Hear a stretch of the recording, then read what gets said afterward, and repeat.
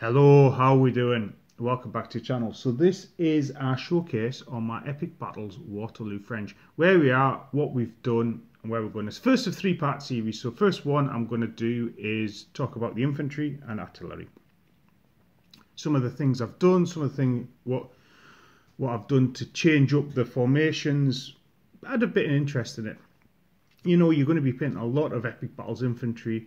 So if I can do different uniforms or just change things up slightly, I will do to keep it a bit more interesting. I am working on my second starter box for Epic Battles Waterloo French, so I've painted quite a few French guys. What you will see is these aren't finished, they're not based, they're not flagged. I traditionally leave that to the end of a project, and I'm starting to think that's a bit of a mistake. So as I'm doing Epic Battles Pike and Shot, I'm basing as I go. And then you haven't got a massive task of basing and flags at the end. But anyway, this is standard Epic Battles French Infantry Battalion. So straight away, as you can see, the Epic Battles is a series of troops without greatcoats, a series with greatcoats. I'll talk about that in a wee bit. These are just standard paint jobs when you're forming them up into line. You've got they would form up like this.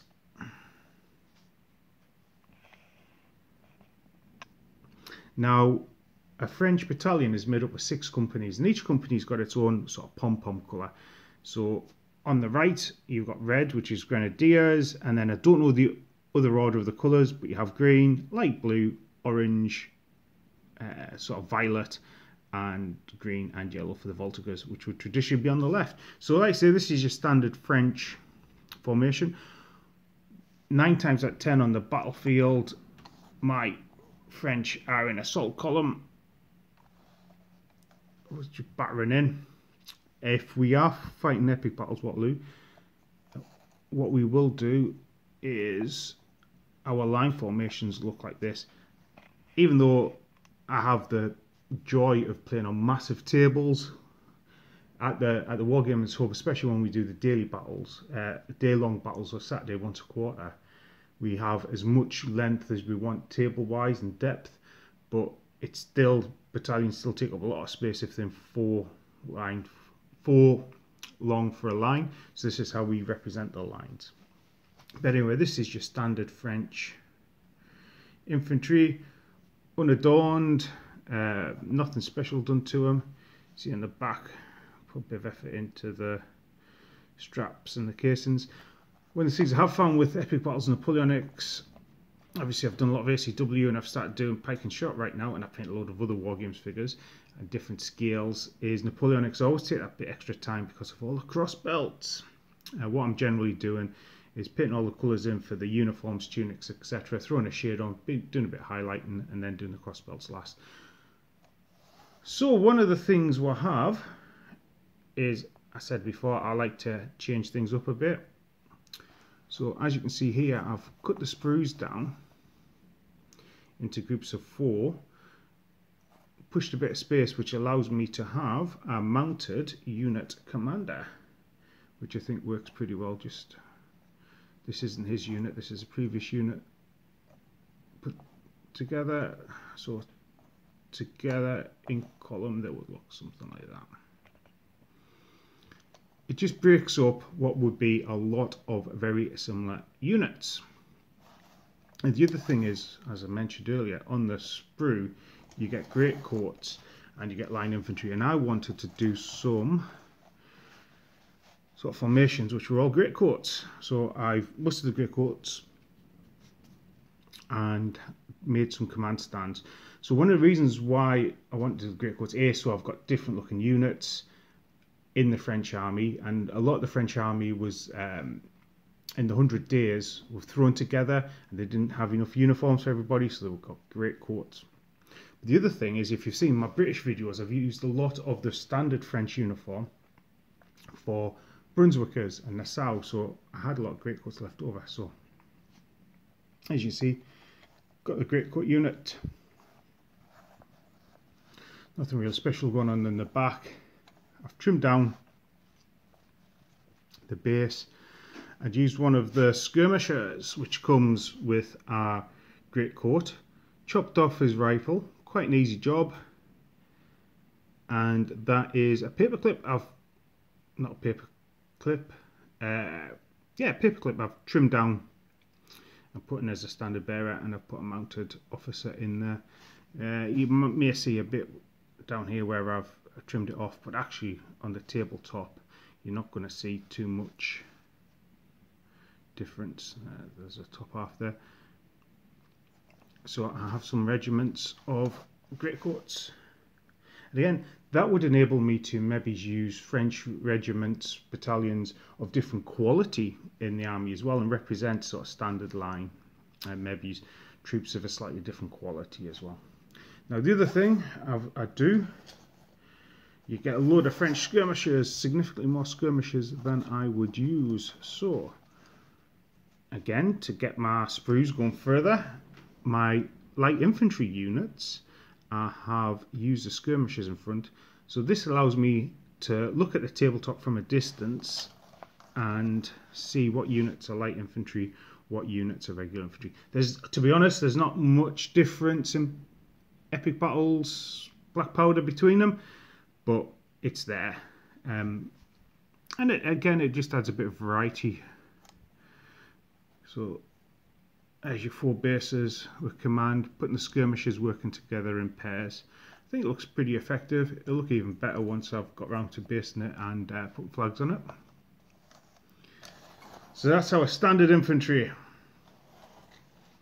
Next comes the guard. So what can I say about the guard? Well, these aren't just the only guard you get. You get marine strips and engineer strips. The engineer strips I've started finishing. You know, if I'd have planned this out better, I might have got them out in advance so I could show them. So this is the engineer strips, and they'll be used as engineers. The marine strips I've actually put into the Brunswick formations, and they represent the avant-garde. But there you go, there is our old guard. Lovely models. You will notice I've painted big moustaches on everybody. They've got a bit of light blue to pick out the bottles they've got.